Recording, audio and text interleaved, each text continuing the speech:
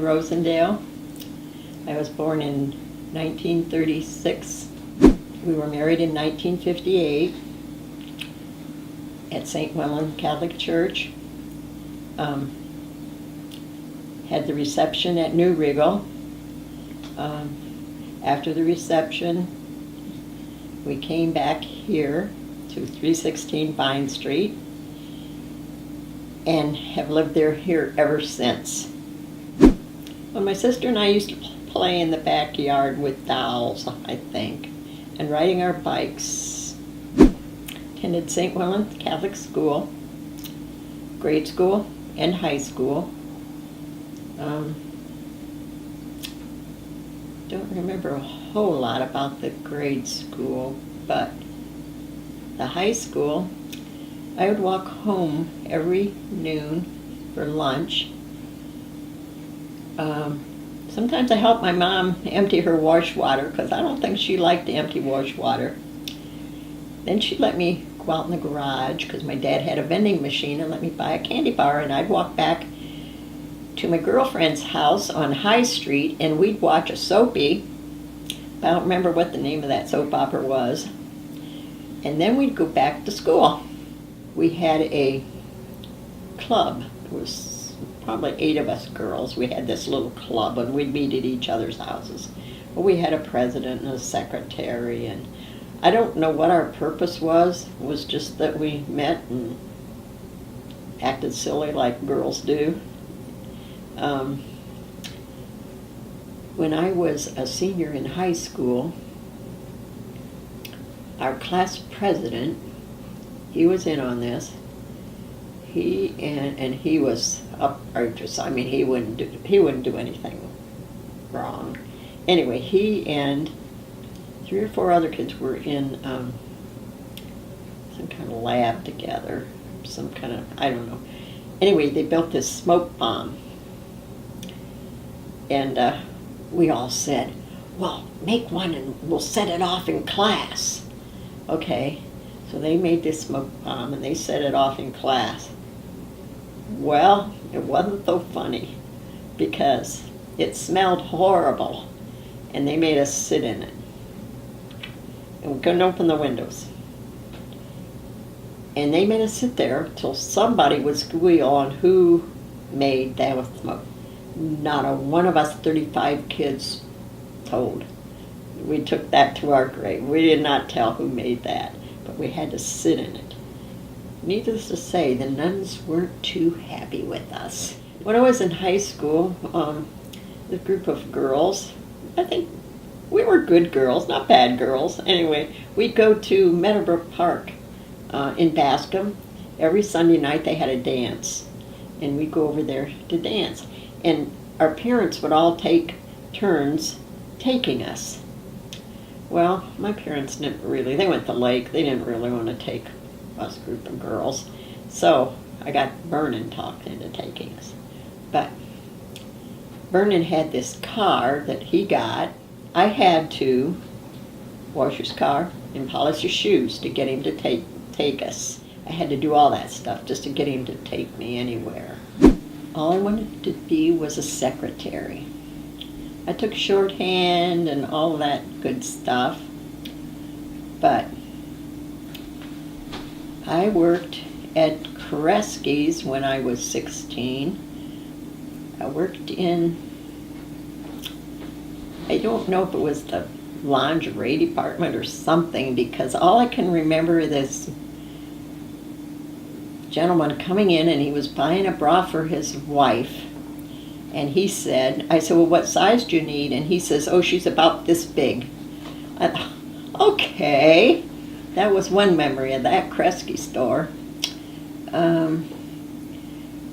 Then my next job, my uncle, he was a barber, Thomas Montgomery in Fostoria, and he knew the Kamenskys. And he got me a job at Kamenskys Jewelers. I learned a lot from those people. You never let a customer leave the store.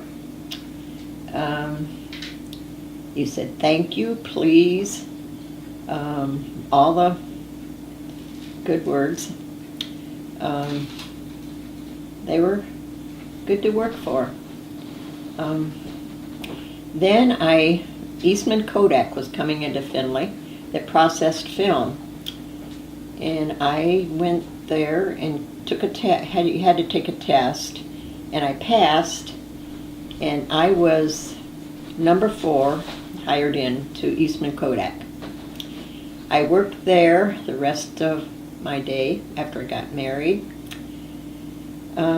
Then I got pregnant, and I was sick every day. So they call me in the office and they say, you know, you're really ruining your record because you're missing a lot of work, and you may want to come back someday. So okay, I quit. But I never went back because I had 6 kids to watch. There was this restaurant where all the kids used to hang out in there. It was like booze along the window, and there was an alley along there, and cars would cruise that alley, and they'd cruise by. But actually, I dated his brother first. And then, like I say, they were cruising by. We always looked at Dean as being ornery, very ornery. They would come to Bloomdale boys would come to Fostoria with a carload of balloons, water balloons, filled with balloons. And they would throw them out at Fostoria boys if they didn't like them. He would come for a date, okay. I'm not sure if he came just for a date or if he came to get his car washed, because we didn't want to end up going outside in the garage and washing his car. That and drive-in movie theater was the thing. Off of Route 199 or 23.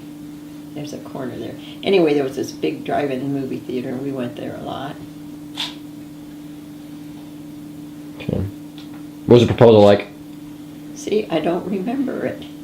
I don't think it was all that romantic because I can't remember it. He probably just said, here's a ring, you want to marry me?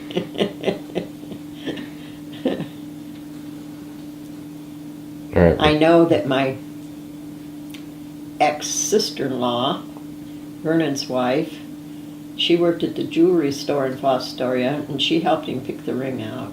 I lived at 425 South Poplar, Fostoria, Ohio. I can remember they'd say a blackout. There's a blackout, and everybody had to turn your lights out for so many hours. I remember that. I remember you could only get like maybe 1 bag, 5-pound bag of sugar. You got these little called ration slips or coupons or something, and you could turn them in and you'd get 1 bag of flour, 1 bag of sugar. You only got so much, you could only buy so much food. You could hear the airplane, during this blackout, you could hear the airplanes going across. You could hear the sound of airplanes flying over. When you had to sit in the dark and you didn't know what was going on, you didn't know if you were going to be taken over or what was going to happen. Brian was just a baby. We had just brought him home. He was on the TV. It was that's all we heard. And about that time, Dean's mom would come up and came, and she was crying because Dean's dad had a 3/4 of his stomach removed that day, that day before, I think it was. And she was crying, and she was saying that he was dying, and so Dean and her drove over to Findlay because she was kind of in a hysterical state. And I think she got all worked up because of all this Kennedy stuff going on. But Brian was just a baby, and so I stayed here with the kids, and I watched it on TV. But it was on TV. That's all you could see was all of that, and it was pretty sad. And Jackie, I just admired her so because she walked that long walk behind the casket and stuff. It was pretty pretty emotional.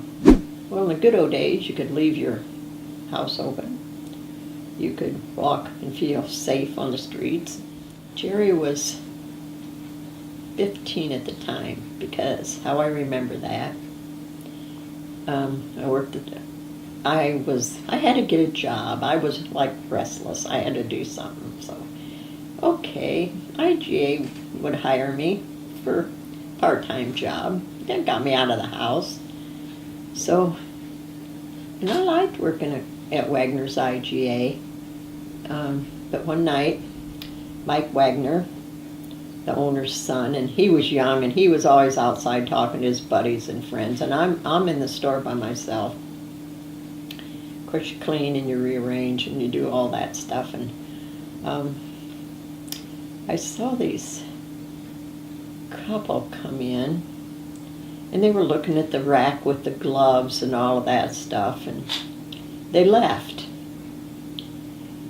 And then pretty soon, the guy come back in. And he comes up, I was behind the counter, and he come up to me.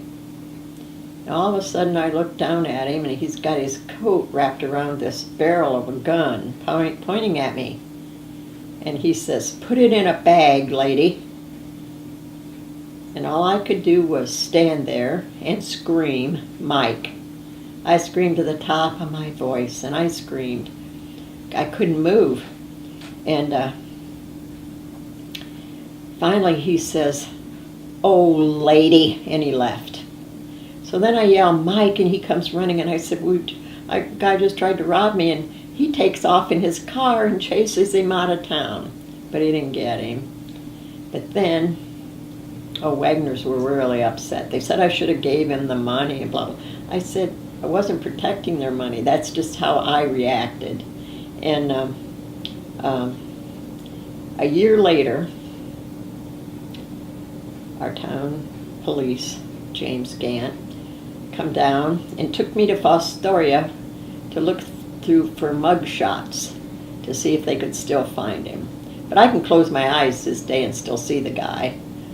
For a whole year later, I thought he was looking in my windows. I thought he was, I was scared. Anyway, so Dean decided that we needed to get away for a weekend. So we packed the kids up and we went to Canton, Ohio, to the Hall of Fame, Football Hall of Fame, and spent the weekend, and that was nice. I'm most proud of my 6 children. They were good kids. They all worked hard on the farm. And now you're going to make me cry. I wasn't a rebellious child. My dad never spanked me. I mean, he did, my sister. I don't know. I think I was a good child. I don't know. I don't remember anything rebellious. Other than my friends all was able to go away every night of the week. But some reason my father had this, you could only go away 3 nights a week. And so I wanted to go to the movies or whatever with my friends. And so my mom, she would sneak me out the front door. And then she would say, "You'd better hope your dad doesn't find out." So all night you kind of worry about, hope dad doesn't hear me come in, because their bedroom was right there and you had to kind of sneak up the stairs. My parents used to go to the lake every weekend fishing. They had a cottage. And I didn't usually go. And they knew I was going to have this party. I think there was like maybe 12 girls. And they came over and we had a long porch with a cement floor and stuff. And we were out there dancing and just having a good old time, laughing and playing loud music and all that kind of thing. And all of a sudden this knock comes on, the doorbell rings, and I open the door and there stands 2 policemen. And they say, "You got a party going on here?" "Yeah." "Pretty loud, aren't ya?" "Well, I guess." I said, "But no boys, it's just all girls." And he said, well, your neighbor complained. Just tone it down a little bit. So we did. We toned it down, had a good laugh afterward. We were married in 58. Terry was born in 59. Gerry was born in 60. And boom, boom, boom, after that, I was too busy with babies and children to worry about fashion and all that. I do remember going to the doctor, and that was another whole story. I was going to Dr. Pennell for Terry when I was pregnant. I think I went to him maybe 4 months, and then he got sick and passed away, and so I had to have a new doctor. Dean's mom said, oh, you should go to Dr. Nemzek in Bloomdale. Everybody says he's really good. Well, okay, I needed a doctor. So I go to Dr. Nemzek. Nice man, but my sister was in nurses training at the time, and so I write her a letter and I say, Joletta, I've never been to such a quacky person. I said, here's what he's doing, and I had no idea what it was. And furthermore, his desk was such a mess you couldn't find anything if you wanted to. I guess he knew where everything was. But what it all boiled down to after I finally figured it out, it was relaxation. Birth by relaxation. And you know, I still to this day can get in a relaxed state by doing what he had me practice do. You went every 2 weeks and he had you sit on a chair and you just relaxed, and he said all these things about relaxation and stuff.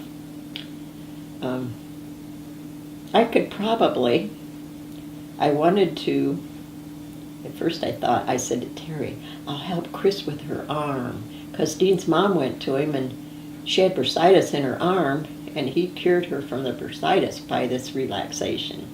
So I'd say to Terry, Chris had fallen, and I said to Terry, hey Terry, I maybe can help Chris with relaxation stuff.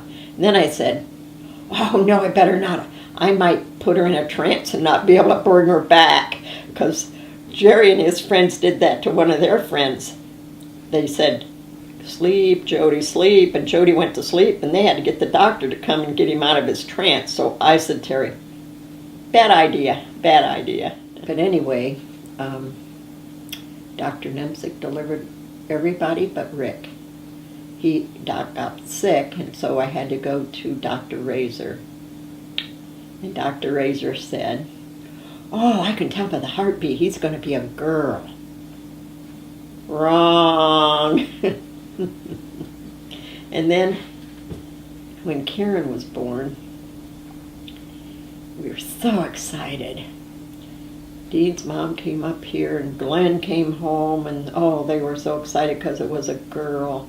And they had a big old party here without me while I was in the hospital celebrating because Karen was a girl. And the thing about, so what are you going to name this girl? Well, all along, the boys had watched Mickey Mouse, I think it was Mickey Mouse, on TV. And there was this Karen on there. And they all said, gotta name her Karen, gotta name her Karen. Okay, how could you not name her Karen after all of that? I wished I would have probably got a college education. When after I graduated, I got that job at Eastman Kodak, and so I was making really good money. And it was interesting because you got to see everybody's pictures. I did the 3D slides, and you could look at everybody's pictures and stuff. But yeah, I do wish I would have got a college education. But at one point I wanted to be a beautician, and then I thought about it. I thought, oh, I don't know. I want to do people's hair, and then I thought I should go for secretarial. And Village of Bloomdale needed a clerk treasurer, and Marty McDonald came down and she said, how would you like the job? You don't have to know anything. Oh, I don't know. I got to think about this. Well, the town was on a campaign to get rid of the former clerk. I don't know. They didn't like what she was doing. I don't know what she was doing. Nancy Sheldon. And so they practically begged me to run. Well, okay, I guess if you don't have to know anything much, I'll do it. They asked Shelby. They were up and down the streets asking people. Okay, I'll do it. So she helped me you had to get a petition and get 10 people to sign and turn it into the Board of Elections and all of that. And so ended up I got the job. That was an understatement. Didn't have to know anything. I mean, this is governmental accounting you have to do. So Nancy wouldn't help me, and I don't blame her. She lost the election. So I spent hours going back to see what she had done, and then I did what she had done, tracing back her steps and stuff. And so basically, I self-trained myself. I trained myself. But 32 years of it, that's a long time. To the point where they were saying, oh, okay, it's Shirley's way or the highway. Not really. But I missed seeing the people. It was fun seeing the people. Oh, heavens no, I wasn't going to live on a farm.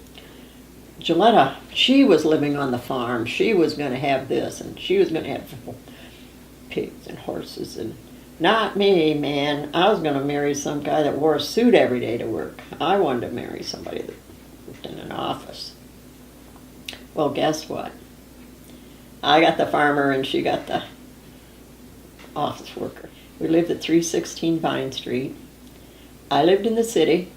He lived in the country. Basically, that's true. Because half of this place is in the city and half is in the country. So I didn't really lie to anybody. But after a while, you learn to, you learn to really enjoy it. And it was a good life. Raising kids on a farm is a good life. You get to see nature born, pigs born, babies born, little sheep. Oh, they're so cute. Now here's this city girl. And one night Dean gets a call that his mother loved chickens. And she raised chickens for eggs and sold eggs and all that. And, okay, we got to go over and help Mom move chickens from one spot to another spot. I don't know, another barn. Well, I'm going along, but I'm not helping. I'm not touching any chickens. So, okay, we get over there. And they're all busy carrying 3 in each hand, and the next thing I know, she socks 3 chickens in each of my hands. Oh, no. Oh. But I did it. But I'm still scared of chickens. I'm scared of everything. Dogs, cats, chickens, everything. Anyway, but that was an experience. But they milked cows. That was interesting to see how you milk cows and how technology had advanced. And we never milked cows, but we had sheep, and we raised bunny rabbits to sell. We would dress them and sell them. I think we sold about almost everything you could, strawberries, corn, bunny rabbits, whatever. Anything, tomatoes, pickles, anything to make an extra $1. I sold tomatoes to Sheeters. He had a farm market right on the edge of Astoria to pay for carpet in the upstairs. Yeah, I should probably tell about the farming situation. Dean decides he's sick and tired of farming. He's going to Bendix for Astoria to work. Well, one of Glenn's friends' dad was manager at the time, so he got him right in. He got him the job. Okay, the dilemma, who's going to farm while should we rent it out? What should we do? And the boys and I They said, well, we can do it. We'll farm it. Okay. I said, sure, you guys teach me. I can learn too. I was young enough, I could. So, okay. I thought I was doing really well until one day, over on Rick's property, I'm on this tractor and I'm going to plow. Okay. Terry and the guy that rented the house was there. And I get on and, you kind of want to show off a little bit maybe. And I take off on this tractor and I go clear halfway down the field and didn't even have the plow on the ground. And back there, they're just laughing their heads off at me. So that was that good experience. I don't know. Kids were all on the tractor, even Karen. Dean would put the tractor in gear and let her drive it down the road, loading tomatoes. She'd just sit there with her doll baby and steer the tractor down the road. Lots of tomato load. Oh, then back to the factory job. Dean lasted, I think, 9 months, and he said, I've had enough of this. They called him in the office and told him he should slow down. He was working too hard, and slow down, you don't need to work that hard. And 9 months of that, he'd had his fill. That took care of that. So it's a good thing we kept the farm going until he decided that he should come back to the farm. There was this little restaurant in town, so I'd get up every morning at 5 in the morning and bake pies for this restaurant, 3 a day.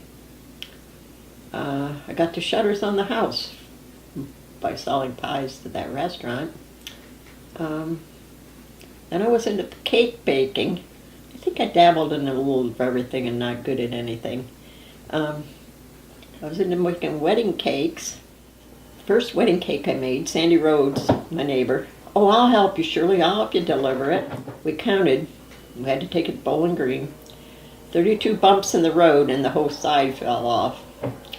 So we get there and I patch it all back up. And meanwhile, while I'm patching, she's licking the icing like you wouldn't believe. She liked that icing.